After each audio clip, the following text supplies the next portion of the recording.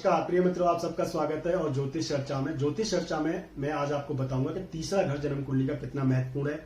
12 houses में जाकर के तीसरे घर का स्वामी बैठेगा तो क्या फल होगा। पहले जो वीडियो मैंने आपको लेकर के आया था उसमें बताया था कि फर्स्ट हाउस और सेकंड हाउस का लॉर्ड वो जब 12 हाउसेज में जाकर के बैठता है तो कैसा वो फल करता है। ज्योतिष सीखने के लिए और ज्योतिष के ज्ञान में वृद्धि के लिए ये जो हाउसेज की जो प्लेसमेंट होती है, 12 हाउसेज को समझना बहुत इंपॉर्टेंट होता है।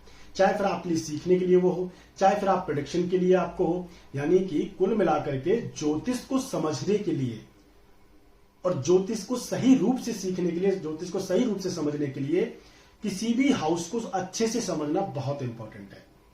तो आज की इस चर्चा में मैं तीसरे घर के बारे में आपको बताऊंगा। आपने सुना ही होगा कि तीसरा जो घर होता है ये पराक्रम का होता है, ये आपके एफर्ट्स का हाउस है, ये आपकी मानसिकता का हाउस है। आपका जो वर्चस्व आपके इमीडिएट एनवायरनमेंट में कैसा होगा ये तीसरा घर आपको बताता है। यानी कि आपकी जन्म कुंडली में अगर तीसरा घर का स्वामी जैसी स्थिति में बैठा है उसी से आप पता लगा पाएंगे कि आपका जो पराक्रम है, आपके एफर्ट्स जो है वो कितने काम आएंगे, कितने उसका फल आपको मिलेगा, या कहीं आपके जो एफर्ट्स है वो व्यर्थ में तो नहीं चले जाएंगे। तो ये जो मैंने लगन यहां पर लिया है, ये एरीज लगन लिया है, जैसे मैं पहले भी आपको बता चुका हूं कि काल पुरुष की कुंडली मैंने यहां पर ली है। किसी भी व्यक्ति की तो कोई दूसरी यहां पर लगन हो सकती है, उसके हिसाब से थर्ड हाउस का जो लॉर्ड होगा वो चेंज हो जाएगा, लेकिन फल वही होगा कि तीसरे घर का स्वामी कहां जाकर के बैठा हुआ है। हाँ, फल में जो डिफरेंस आपको देखने को मिलेगा कि वो जो थर्ड हाउस का जो लॉर्ड है वो कौन सा ग्रह है, क्योंकि ग्रह अपने हिसाब से फल करता है। जैसा ग्रह की साइकोलॉजी होती है उस पर्टिकुलर ग्रह की, उस हिसाब से वो फल करता है। अब चूंकि मैंने यहां पर एरीज लगन लिया हुआ है तो तीसरे घर का जो लॉर्ड बनेगा, स्वामी बनेगा, वो बनेगा बुध। तो मैं बुध के ऊपर ही आपको बताऊंगा कि तीसरे घर का स्वामी का फल 12 हाउसेज में कैसा होगा। बाकी ग्रहों पर आप इसको लगा करके खुद से देख सकते हैं। पहला घर, पहले घर में अगर तीसरे घर का स्वामी बैठा हो और खास करके बुध बैठा हो तो ऐसे जो व्यक्ति होते हैं इनका जो व्यक्तित्व होता है बहुत ही अच्छा होता है, भव्य होता है। इनका एक ऑरा जो होता है एक बहुत ही मनमोहक ऑरा होता है। जैसे बच्चा जो होता है किसी भी व्यक्ति को लुभा लेता है, उसी प्रकार से लगन में अगर बुध बैठा हो तो व्यक्ति अपनी बातों से, अपनी कला से और अपनी जो उसकी विटनेस यानी बुद्धिमत्ता जो उसकी होती है उससे वो लुभा लेता है। चंचल होता है, वाणिज्य यानी कॉमर्स की खास नॉलेज इनको होती है, पैसा धन दौलत इन सब की खास नॉलेज इनको होती है, फाइनेंसिस की। लगन में इसको कारकत्व मिलता है और लगन में अगर तीसरे घर का स्वामी बैठे तो ये पराक्रम में वृद्धि करता है। व्यक्ति के व्यक्तित्व से उसका संबंध हो जाता है पराक्रम का, और ऐसा जो व्यक्ति होता है खूब पराक्रमी होता है। इनकी मानसिकता का संबंध सीधे इनके कैरेक्टर यानी कि लगन से हो जाने से इनकी बुद्धि का सही यूज ये लोग अच्छे से कर पाते हैं। यानी कि लगन में जितनी महिमा कही जाए किसी भी ग्रह की उतनी ही कम है। लगन अपने आप में बहुत ही श्रेष्ठ है और लगन में गया हुआ ग्रह वो अपने आप में बहुत श्रेष्ठ हो जाता है। कुछ ग्रह जो होते हैं उनकी एनर्जी और उनकी साइकोलॉजी, उनके तत्व के हिसाब से वहां पर लगन में वो अच्छा फल नहीं करते हैं। उनके बारे में आगे आने वाली वीडियोस में आपको बताते रहूंगा। तो अगर आप चैनल पर नए हैं, पहली बार आए तो चैनल को सब्सक्राइब कर लीजिए। और जल्द ही मैं कुछ और इन्फॉर्मेशन सूचना आप लिए लेकर के आने वाला हूं। शनि 7.5 से रहस्य जो कि बहुत ही जल्द एक बहुत बड़ा परिवर्तन 2025 में शनि को लेकर के होने वाला, शनि राशि परिवर्तन करेंगे और देवगुरु बृहस्पति की मीन राशि, उनकी जो दूसरी राशि है उसमें वो संचरण करेंगे। खैर, टॉपिक पर आते हैं। और तीसरा घर जो मैंने मार्क किया हुआ है, जैसा मैंने आपको बताया कि लगन में कैसा प्रभाव देखने को मिलेगा, बहुत ही अच्छा श्रेष्ठ स्थिति यहां पर ये लगन में बनती है। सेकंड हाउस में अगर बुध बैठा हो, खास करके तीसरे घर का कोई भी ग्रह अगर सेकंड हाउस में बैठा हो तो ये अच्छा है। ऐसा जो व्यक्ति होता है उसकी मानसिकता का संबंध बोलने से हो जाता है। और बुध जैसा अगर ग्रह हो, अगर वो ग्रह बुध हो जिसका जिन व्यक्तियों का एरीज लगना हो जाएगा उनके लिए बुध तीसरे घर का स्वामी बनेगा। ऐसी स्थिति में तो बुध जो है उनके लिए वाणी का कारक, तीसरे घर का स्वामी उससे वाणी स्थान पर बैठने से शुक्र की राशि में, मित्र राशि में बैठने बहुत ही अच्छा योग कारक बन जाएगा। अगर शुक्र भी अच्छी स्थिति में बैठा हो तो आप ये समझ लीजिए कि व्यक्ति की जो वाणी होती है कोयल जैसी होती है और बहुत ही अच्छे सिंगर ये होते हैं। आप सबके लिए एक सूचना मैं बता देता हूं, इंफॉर्मेशन, क्योंकि ज्योतिष में आप रुचि रखते हैं। जो जेमिनी, ये मेडिकल एस्ट्रोलॉजी का विषय है वैसे तो, पर मैं आपको बता देता हूं कि जेमिनी जो साइन होता है ये आपकी जो श्वास नली होती है उसका होता है। तो जेमिनी जितना अच्छा होगा उतनी ही अच्छी भाषा व्यक्ति बोलता है और उतना ही कम्युनिकेशन उसका होता है अच्छा, उसकी वोकेबुलरी यानी शब्दकोश बहुत अच्छा होता है उसका। ऐसे जो व्यक्ति होते हैं बहुत ही अच्छे ऑरेटर भी होते हैं। उसके लिए थोड़ा सा यहां पर यह है कि अगर गुरु का संबंध अगर बुध से हो जाए फिर तो आप ये समझिए कि सोने पर सुहागा है। सेकंड हाउस में बुध जो है बहुत अच्छा रिजल्ट करता है, और तीसरे घर का स्वामी होकर सेकंड हाउस में जाएगा। अच्छे लेखन जो कार्य होता है, जो राइटिंग का कार्य होता है, कम्युनिकेशन का, सेल्समैन का, और जितने भी कंसल्टेंसी वर्क होता है इसमें ये लोग महारत हासिल करते हैं। और ऐसे ऑक्यूपेशन जब ये करते हैं इसमें बहुत ज्यादा सफलता इन व्यक्तियों को देखने को मिलती है। हालांकि सेकंड हाउस में जब बुध जैसा ग्रह हो और थर्ड हाउस का लॉर्ड होता है तो ऐसा जो व्यक्ति होता है उसकी जो मानसिकता है हमेशा कहीं ना कहीं धन से संबंधित जो है पीड़ित रहती है। अब चूंकि बुध जो है वो फास्ट मूविंग प्लैनेट है, बहुत चंचल प्लैनेट है ये, तो अगर सेकंड हाउस में अगर बुध बैठा हो तो ऐसे जो व्यक्ति होता है उसके फाइनेंसेस जो होते हैं बहुत ही ज्यादा फ्लक्चुएटिंग होते हैं।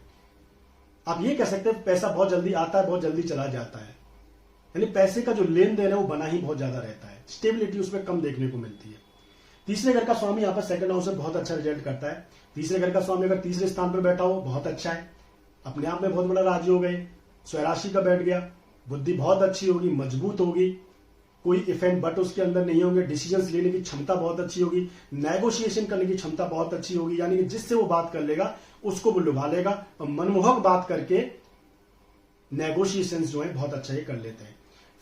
ज्यादातर जिनका तीसरे घर का स्वामी बैठा होता है ऐसे जो व्यक्ति होते हैं अपने इन्वायरमेंट में डोमिनेंस करते हैं, और बुध जैसा अगर ग्रह हो तीसरे घर में तो आप ये मानिए कि ऐसे जो व्यक्ति होते हैं फाइनेंशियल सेक्टर्स में यानी बैंकिंग सेक्टर में बहुत अच्छा लाभ इनको देखने को मिलता है। ऑक्यूपेशन की अगर मैं बात करूं तो ऐसे जो व्यक्ति होते हैं सीए, चार्टर्ड अकाउंटेंट, यानी फाइनेंस से रिलेटेड जो डिग्रीज होती है उनमें ये बहुत अच्छा करते हैं और इनमें बहुत ज्यादा अच्छी रुचि इनकी होती है। चौथा घर सुखों का यह हाउस है, अपना इमीडिएट जो आपका घर होता है ये वो घर है, आपके मन अंतर मन का जो हाउस है ये चौथा घर है। चौथे घर में अगर तीसरे घर का स्वामी बैठा हो तो ये भी एक श्रेष्ठ स्थिति है।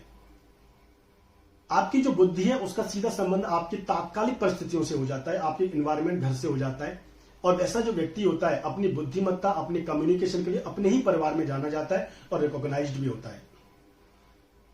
सातवीं दृष्टि पूर्ण जहां पर पड़ती है 10वें स्थान पर, तो कोई ना कोई व्यापार जो इनका पुरातन यानी कि इनकी एंसेस्टर्स और इनकी फैमिली का कोई घरेलू व्यापार जो इनका चला आ रहा है उसी को लेकर के बहुत ज्यादा सचेत होते हैं और ऐसे ही व्यापार में इनकी खास रुचि होती है। यानी कुल मिलाकर के आप ये कहिए कि तीसरे घर का स्वामी अगर चौथे घर में बैठेगा तो ऐसा जो व्यक्ति होता है उसकी सोच जो होती है वो बहुत अच्छी होती है व्यापार के मामले में, अपने कर्म के मामले में, और सही यूज उसका वो करता है। पांचवा घर जो कि बुद्धि का है, आपकी क्रिएटिविटी का है। तीसरा घर आपकी मानसिकता का है, आपकी जो आपकी मेंटालिटी है उसका घर तीसरा होता है। तो इसमें थोड़ा कंफ्यूज मत होइएगा कि तीसरा घर और पांचवें घर में ऐसा क्या ये दोनों ही बुद्धि के हाउस है? नहीं, तीसरा घर जो है वो मेंटालिटी का, आपकी मानसिकता का हाउस है, मेंटल हेल्थ का वो हाउस है, और पांचवा जो घर है आपकी क्रिएटिविटी, आपकी बुद्धि का वो हाउस है। तो पांचवें घर में अगर तीसरे घर का स्वामी बैठा हो ये अपने आप में श्रेष्ठ स्थिति है।